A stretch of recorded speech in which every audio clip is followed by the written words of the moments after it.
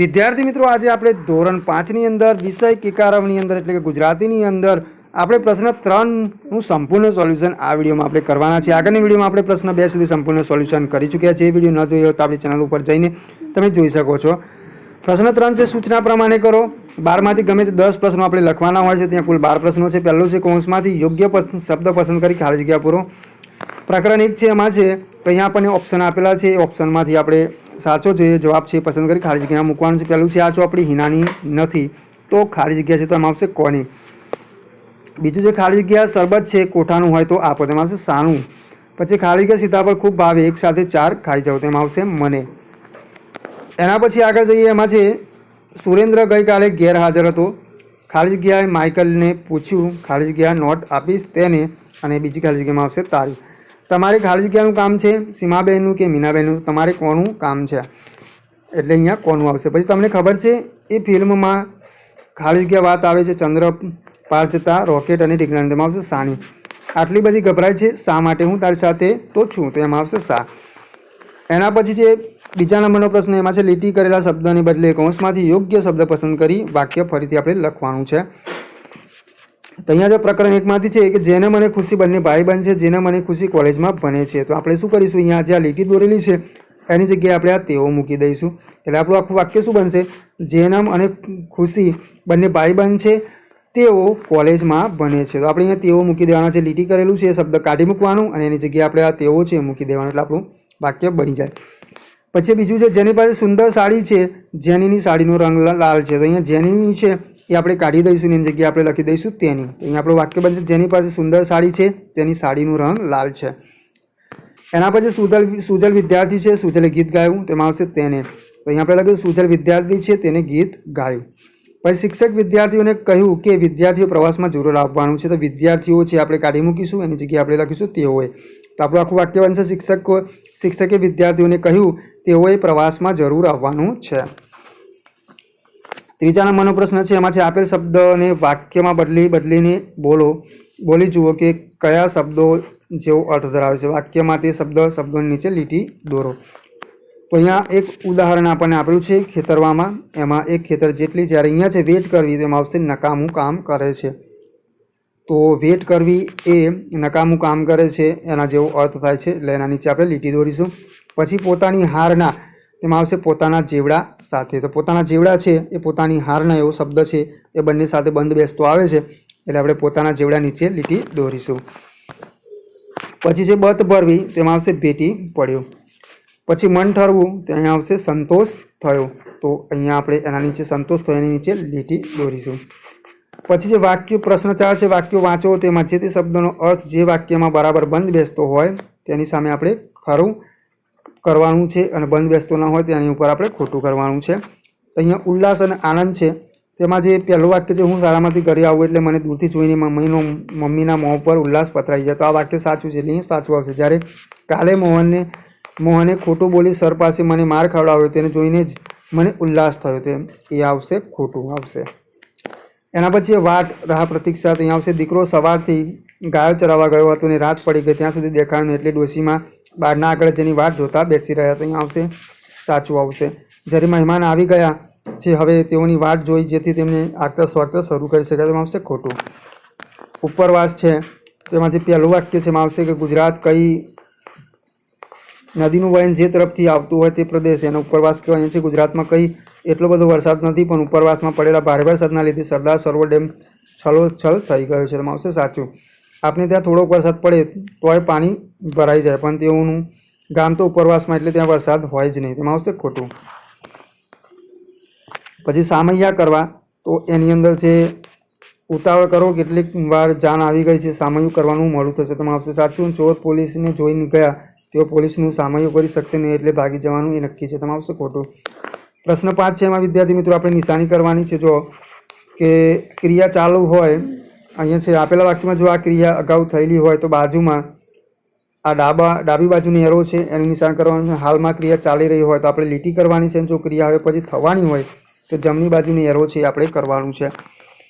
તો અહીંયા જો સૌથી પહેલાં એક ઉદાહરણ આપેલું છે. પહેલો પ્રશ્ન છે, ઉત્તરાયણમાં પતંગ ચગાવવાનો લહાવો લૂંટી શું, તેમાં આવશે વિદ્યાર્થી મિત્રો જમણી બાજુની એરો આવશે કે આ જે છે ક્રિયા થવાની બાકી છે એટલે અહીંયા જમણી બાજુનો આવશે. પછી હવે હું વરસાદ સાથે રમવાનું છે એટલે આ પણ ક્રિયા થવાની બાકી છે એટલે જમણી બાજુની એરો આવશે.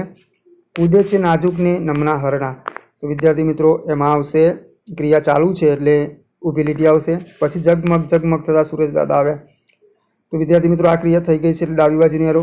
દોડા દોડા સસલા તમે ગયા હતા ક્યાં, તો એ પણ ક્રિયા થઈ ગઈ છે એટલે સસલાને પૂછવામાં આવે છે એટલે ડાબી બાજુની એરો આવશે. બોધરાજ મોટો થઈને પક્ષી નિષ્ણાત બનશે, તે ક્રિયા થવાની બાકી છે એટલે અહીંયા આવશે જમણી બાજુની એરો. કાચબાએ લાકડી પકડી, તો આ ક્રિયા છે થઈ ગઈ છે એટલે ડાબી બાજુની એરો. આપણે વારા પરથી હાથી પર બેસીશું, તો આ ક્રિયા પણ થવાની બાકી છે એટલે અહીંયા આપણે જમણી બાજુની એરો. મમ્મી હું એક નોટબુક શોધું છું, તો આ ક્રિયા ચાલુ છે એટલે લીટી કરીશું. પ્રશ્ન છે નીચેના વાક્યોમાં ક્રિયા દર્શાવતા શબ્દો જુઓ અને તે ક્રિયાની વિશેષતા દર્શાવતા શબ્દો નીચે લીટી દોરવાની છે. તો બાળક શાંતિથી ઊંઘી ગયું, તો શાંતિથી છે એ ક્રિયા દર્શાવતો વિશેષ શબ્દ છે, તો એની નીચે લીટી કરીશું. ગાડી ધીમેથી ચાલતી હતી, તો ધીમી એની નીચે લીટી દોરીશું.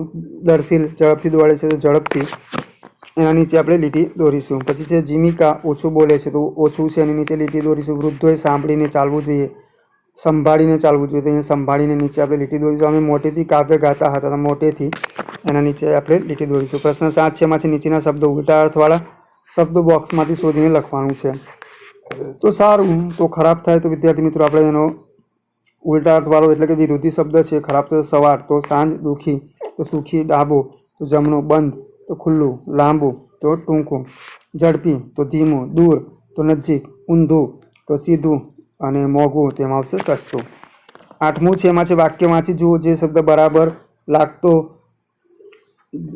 ન લાગતો હોય તે ચેકી નાખવાનું છે. તો કચરો હંમેશા કચરા પેટીમાં ફેંકવો એ સાચું છે, તે વારંવાર ફંગોળવો જોઈએ તે ખોટું છે. ફંગોળવો છે એના પર આપણે ચેકો મારીશું, જ્યારે ફેંકવો જોઈએ સાચું છે. ચાલુ વાહનમાં બેસવા જતાં ફેંકાઈ જવાય, જ્યારે ફંગોળાઈ જવાય એ ખોટું છે એટલે ચેકી મારી દઈશું. અમે બધા તો બેન્ચ પર ચડી ગયા, પણ રશ્મિ તે કંઈ ડરે, એને તો કાચિંડાની પૂંછડી પકડી બારી બહાર ફેંકી દીધો, ફંગોળી દીધો. તો અહીંયા છે ફેંકી દીધો છે, એના ઉપર આપણે લીટી કરીશું. એના પછી છે બગડી ગયેલા ફળ અમારે ફેંકી દેવા પડ્યા, તો ફંગોળી એ ચેકી મારી દઈશું. આગોરે હમણાં જ ગેસ બંધ કર્યો છે, અડગીશ તો દાઝી જઈશ એટલે સળગી જશે, એના પર ચેકો મારીશું. રોટલો હોય કે રોટલી થોડીવાર ફેરવવા પડે નહીંતર તે દાઝી જાય, તો સળગી જાય, બળી જાય, એના પર આપણે ચેકો મારીશું. 7મો પ્રશ્ન છે, શાળામાંથી મારા ચપ્પલ ભૂલમાં બીજું કોઈક પહેરીને ગયું, તે દિવસ તો હું દાસતો ઘેર આવ્યો. સળગતો એને ચેકી મારી દઈશું. ગમે તેમ કરીને ઉંદરને બહાર કાઢો, એ જ્યારથી ભરાયો છે બધું કાતરી ખાય છે, તો પ્રવેશો છે એ આપણે ચેકી મારી દઈશું.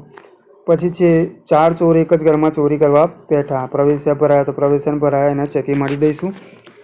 એના પછી છે સંયુક્ત ક્રિયાઓ ઉપયોગ કરી વાક્યો બનાવવાનું છે. પ્રકરણ 4માં છે જોઈ લેવું, નાહી નાખવું, પકડી રાખવું, પડી ભાગવું, ધોઈ પીવું. તો એના જે જવાબો છે અહીંયા છે વિદ્યાર્થી મિત્રો, જોઈ લઈએ. 9મા પ્રશ્નના પહેલું છે જોઈ લઉં, તેના માટે આપણે લખીશું કે સામેની ટીમ આપના કરતાં મજબૂત હોય તો ભલે મેદાનમાં જોઈ લઈશું એમને. નાહી નાખવું, તેમાં આવશે દુકાનદારે ઘણીવાર ઉઘરાણી કરી પણ સમીરભાઈએ ઉધાર ન ચૂકવતા છેવટે તેને નાહી નાખ્યું. પકડી રાખવું, તો માહીના પપ્પાએ તેને ઘણી સમજાવી પણ તેને નવી ગેમ લેવાની વાત પકડી રાખી. 4થું છે પડી ભાગવું, તો એની અંદર આપણે લખીશું એની અંદર કે શિયાળે દ્રાક્ષ મેળવવા માટે ઘણા ઊંચા કૂદકા મારે પણ દ્રાક્ષ ન મળતા તે પડી ભાગ્યું. પછી ધોઈ પીવું, તેમાં આવશે કેટલાય માથાભારે લોકો સરકારના કાયદા અને નિયમો ધોઈ પી જાય છે. એના પછી 10મો પ્રશ્ન છે, એમાંથી સૌથી નજીકનો અર્થ લાગતો હોય તે વિકલ્પ સામે ખરું કરવાનું છે. તો રંગના પડ્યા ગાબડા સીમ મહી, તેમાં આવશે સવારના તડકાને કારણે સીમની વનસ્પતિ પર અવનવા રંગો દેખાય છે, તેમાં આપણે સાચું કરીશું કારણ કે સાચો જવાબ છે. જ્યારે બીજું છે થોરની ટોચ ટુકડો આપ બનીએ ચટાક રાતો રંગ લહેરમાં ચૂમતો, તેમાં આવશે બીજા નંબરનો સવારનો તડકો વળવાથી થોરની ટોચ લાલ રંગના આકાશ જેવી લાગે છે, તે સાચું છે, તો બીજા નંબરના ઓપ્શનમાં આપણે સાચું કરીશું.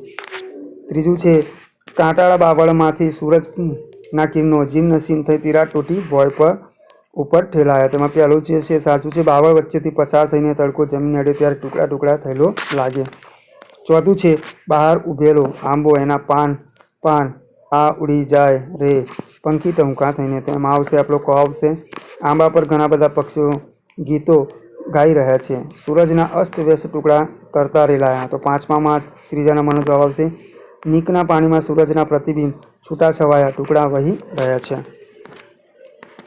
એના પછી પ્રશ્ન નંબર 11 છે. એમાં છે પ્રકરણ 5 કે એક હોય તો શું કહેવાય અને જૂથ કે સમૂહ હોય તો શું કહેવાય. તો અહીંયા આપણને એક ઉદાહરણ આપેલું છે અને અહીંયા જોઈએ તો ગાય તો ધન, અહીંયા મોતી તો માળા, દુકાન તો બજાર, પતંગ તો કોળી, કપડું તો પોટલું, બિસ્કિટ તો પેકેટ, દોરી તો લચ્છો, દાંત તો ચોકઠું, દ્રાક્ષ તો ઝુમકું, ચાવી તો જૂંડો, માણસ તો તોડું, મકાન તો કોમ્પ્લેક્સ અને પુષ્પ તો ગુચ્છ. તો આ રીતે આપણે જે છે આ કોઠો છે પૂર્ણ કરીશું. એના પછી 12મું છે વાક્યમાં કશીક ભૂલ છે શોધી કાઢો અને વાક્ય ફરીથી લખવાનું છે. તો અહીંયા છે જો ધોમધકતી ઠંડી હતી એટલે મેં 2 સ્વેટર પહેર્યા. તો આ ધોમધકતી છે એ ખોટું છે, તેને આપણે ચેકી દઈશું ને એની જગ્યાએ આપણે લખીશું કડકડતી. તો આપણું આખું નવું વાક્ય આ રીતે બનશે. હવે નવું વાક્ય લખવાનું આપણે. તો આની જગ્યાએ ધૂમધકતી છે એની જગ્યાએ આપણે કડકડતી લખી દઈશું. કડકડતી ઠંડી હતી એટલે મેં 2 સ્વેટર પહેર્યા. પછી સૂરજ આથમ્યું અને અજવાળું થયું. તો અજવાળું થયું એની જગ્યાએ આપણે આ ચેકી મારી દઈશું એની જગ્યાએ અંધારું લખી દઈશું. એટલે આપણું વાક્ય બનશે સૂરજ આથમ્યું અને અંધારું થયું. ડોલ પાણીની ભરાઈ જતાં મુન્નીએ નળ ચાલુ કર્યો. તેમાં આપણે ચાલુ કર્યું છે ખોટું છે, તેની જગ્યાએ આપણે આ ચેકી મારી દઈશું એની જગ્યાએ બંધ શબ્દ વાપરીશું. તો આખું વાક્ય બનશે ડોલ પાણીથી ભરાઈ જતાં મુન્નીએ નળ બંધ કર્યો. પછી સમીરને દાખલો આવડતો ન હતો એટલે તેને ઘણી કાઢ્યો. તો ન હતો એની જગ્યાએ આપણે હતો એવું કરી દઈશું. તો સમીરને દાખલો આવડતો હતો એટલે તેને ઘણી કાઢ્યો. તો વિદ્યાર્થી મિત્રો આગળ નવી વિડીયોમાં આપણે નવા પ્રશ્નો સાથે ફરીથી